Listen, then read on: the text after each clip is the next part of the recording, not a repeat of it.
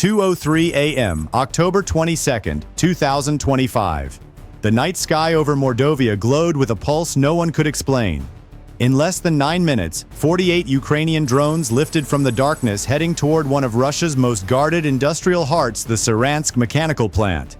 Inside those walls, more than 150,000 anti-tank mines were built every month, enough to fortify an entire front line across Donbass. Around it, rows of S-400 launchers, Panzer systems, and Crippled jammers stood like metal giants protecting a sleeping empire. But that night, silence met strategy. The mission was not revenge, it was a test of intelligence over power. The goal was simple and ruthless: cut the artery that kept a war alive. Intelligence called it a $100 million heartbeat. What followed would rewrite the balance between man and machine. Somewhere between two nations, a storm of metal code and timing collided in the dark sky, and the result would echo far beyond the battlefield. Before we begin, I want to ask you something simple. What year were you born, and what kind of world do you think your generation will inherit? Subscribe now, and let's find out together. 2:03 a.m. The night air over central Russia carried the sound of machinery more than wind. In the industrial heart of Mordovia, a single complex stayed awake: the Seransk Mechanical Plant. Inside its walls, conveyors pushed out thousands of anti-tank mines every day, enough to fortify an entire front line. That constant pulse fed the Russian defense across Donbass. For Ukraine, this factory was not just metal and smoke. It was the artery that kept the war alive.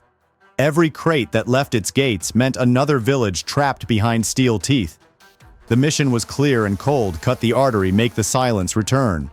Russia guarded it with confidence: rows of S-400 launchers, Panzer systems, radar towers, and the shadow of Crippled jammers. They believed the distance of 200 miles from the border made them untouchable. But distance has never been armor.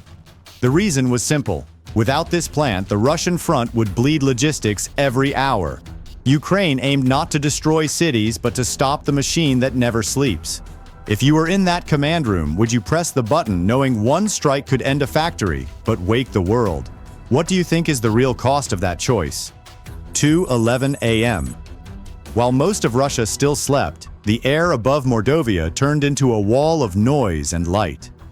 The Seransk plant stood inside a fortress of machines layered like armor on a giant. 3 rings of protection watched the sky. The outer ring carried S-400 launchers able to strike a jet 200 miles away. The middle ring, guarded by Panzer S-1 systems, could track 4 targets at once and fire 12 missiles in under 30 seconds. The inner shield was invisible, a storm of Crippled 4 jammers and Lear 3 drones flooding the air with electronic static. To any ordinary attack, this place looked untouchable. Radar waves stabbed through the fog like spears hunting for ghosts. Russian operators believed no small machine could ever cross that curtain. For 2 years, nothing had. But technology is a mirror. It reflects strength and also blindness. One missed signal, one wrong frequency, one human second of hesitation can turn a fortress into glass. The difference was simple. Russia built walls of metal. Ukraine studied the rhythm of their pulse and waited for the breath between beats. Would you trust the armor you made or the silence that learns your heartbeat? What do you think breaks first, the system or the human inside it? 2:18 a.m. By the time the second hand touched 18 past 2, the attack no longer belonged to men, it belonged to code. Ukraine's Air Force had unleashed a storm built from dozens of public but lethal tools. Bayraktar TB2s cruised at 15,000 feet, painting the target in infrared. Beneath them, a swarm of Punisher and Ram 2 loitering munitions skimmed the treetops at 80 miles per hour, their wings barely higher than the power lines. Each carried a warhead no larger than a backpack, yet precise enough to thread a window. Behind the swarm, HIMARS batteries on the border waited like silent drummers. Each rocket knew its number on the sheet, a single burst of GPS and guidance that could land within 2 meters of aim. To feed them all, a single Starlink network tied the sky together, more than 1,200 miles of digital veins pulsing between command screens and flight paths. On those screens sat a small team of officers and engineers. The same minds that once repaired civilian drones now calculated altitude and wind the way gamblers read a deck. They called it the Quiet Orchestra because when it played, even radar fell silent. The scale was staggering. 48 drones launched within 9 minutes, guided by algorithms that learned every second of flight. It cost less than $2 million, but aimed to paralyze a $100 million plant. A perfect equation of intelligence over size.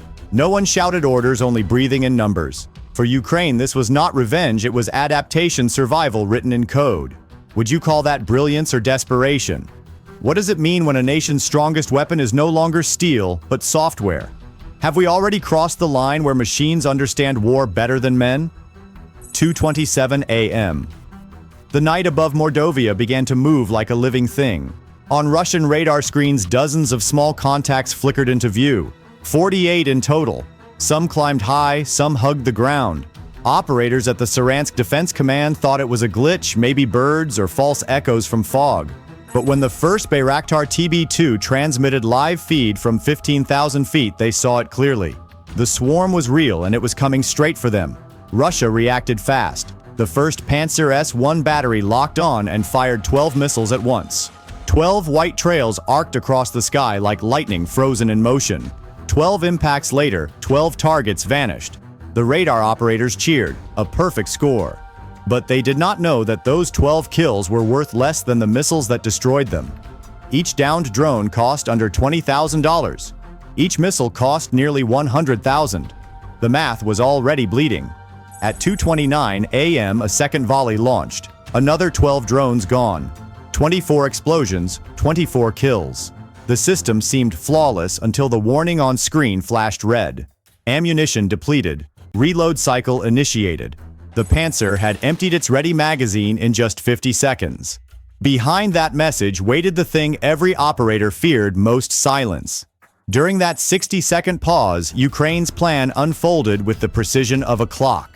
The remaining 24 drones advanced in formation, guided by AI logic built on thousands of hours of satellite footage.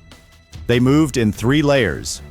20 decoys above, creating chaos on radar, and 4 real attackers hidden below, following the heat trail of a supply truck. The truck was not random. Ukrainian intelligence had traced it for weeks, the same route, same hour, same driver. That night, it carried spare parts for the Seransk assembly line. Fog rolled over the ground, blinding the infrared sensors meant to guard the gate. The system that could see heat now saw nothing but a blur of gray. When the decoy drones screamed overhead, Russian guards opened fire with machine guns and Verba shoulder launchers. Tracers cut the air in every direction. The noise was deafening. Above the chaos, a captured Rosgvardia radio channel crackled alive. A calm male voice speaking perfect Russian said, "The new shift is stuck at the gate. Traffic is a mess. Open up. We are on a tight schedule." The guard at the gate hesitated 1 heartbeat, then pressed the button. The steel gate slid open. At that exact moment, the 4 real drones slipped through behind the truck, invisible under its thermal shadow. They were ghosts under headlights. By 2:31 a.m., the Quick Reaction Force arrived, 3 Tiger armored vehicles, and a Zu-23-2 anti-aircraft gun mounted on a Ural truck. Sirens wailed, engines roared, but the drones were already inside the perimeter, less than 500 meters from the main warehouse. The gunner on the Zu-23-2 tried to lock on, but his analog sighting system needed 10 seconds to calculate trajectory. The drones only needed 2. They dove almost vertically, engines screaming through the fog. The first Scythe-class drone hit the north corner of Building 7, the main storage hall. Its warhead punched through corrugated steel and detonated inside, releasing a pressure wave equal to 300 pounds per square inch. The shock smashed rows of crates and sent a heat pulse that triggered a sympathetic detonation in nearby mines. In less than 1 second, 2,000 mines cooked off together. The northern wall blew outward in a white flash. 3 seconds later, the second drone hit Building 4, where fuse components were assembled. It wasn't designed for a massive blast, but for precision. The impact ignited chemicals and created a secondary fire that rolled through ventilation ducts like a furnace. The third and fourth drones struck the already burning section of Building 7, tearing the roof open and feeding the blaze with oxygen. The fire transformed into a tornado of flame that no fire brigade could approach. By 2:35 a.m., the plant was no longer a structure. It was a volcano of metal and air. Temperatures inside reached nearly 1,000 degrees Celsius. The explosion wave traveled half a mile, shattering windows in nearby towns. On satellite imagery, the blast looked like a heartbeat flashing in the middle of Russia's night. What followed was not silence, but disbelief. Inside Russian command channels, confusion erupted. Some claimed a gas leak, others said sabotage. Within minutes, the entire region went offline. Communications dead, power grids flickering like candles. Ukraine's operators watched the feed in near silence. No one cheered. No one smiled. They only saw the thermal signature of the plant fade from white to black. The mission had cost less than $2 million. The damage was beyond $100 million. To the engineers who built it, this was proof that precision beats volume. To the world, it was a warning that software and patience can break steel. If you were that guard at the gate, would you have opened it? Would you have known the difference between a voice and a recording? What would you feel standing miles away watching a factory vanish in 30 seconds of fire? Do you call that victory or the beginning of something far more dangerous? 2:47 a.m.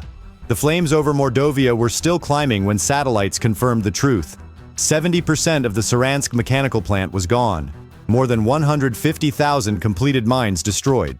A loss measured not just in dollars but in months of production, and in the pride of a nation that once called its industry untouchable. Russia's emergency channels screamed for answers while the official statement, hours later, blamed careless smoking. But everyone who saw the crater knew better. The damage spread faster than the fire. Supply convoys were rerouted through Siberia, adding 2 weeks to every delivery and millions in fuel costs. Commanders on the Donbass front received half the shipments they expected. For the first time in 2 years, they were forced to ration mines. The balance of defense cracked like thin ice. Inside the Kremlin, meetings turned frantic. 50 Panzer systems were pulled back from the front to guard infrastructure hundreds of miles away.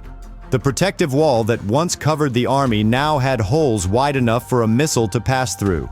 For Ukraine, the math was brutal but perfect. $2 million spent, $100 million erased. If you were sitting in that war room, what would you protect first, the soldiers or the factories? Could one night really rewrite the logic of an entire war? War always begins with numbers and ends with people. What happened over Mordovia on October 22nd was more than an explosion. It was a mirror held up to the future of every modern army. The Seransk strike proved that the next battlefield is not just trenches and tanks, but algorithms, timing, and human mistakes that last 1 second too long. It showed that even a system wrapped in armor can fall to a whisper of code and patience. For Ukraine, this operation was survival written in binary. For Russia, it was a warning that distance no longer means safety. For everyone watching, it was a glimpse of how wars are now fought not by who has the biggest gun, but who learns faster, who adapts, who dares to think differently. In a world where a handful of drones and a laptop can shake an empire, power is no longer about size. It is about imagination. But beyond the technology, there is a deeper truth. Every plan, every drone, every missile begins with a decision made by a human being. Behind every statistic is someone's son, someone's home, someone's night of silence. The real question is not who won, but what kind of world we are building with each of these choices. If this story made you think, subscribe and stay with this channel. Here we chase the stories that show how the world really changes, one night at a time. Tell me in the comments what you believe is the biggest lesson from this operation. And before you go, I want to know one more thing. What year were you born? And what kind of future do you want to see when history starts counting your generation?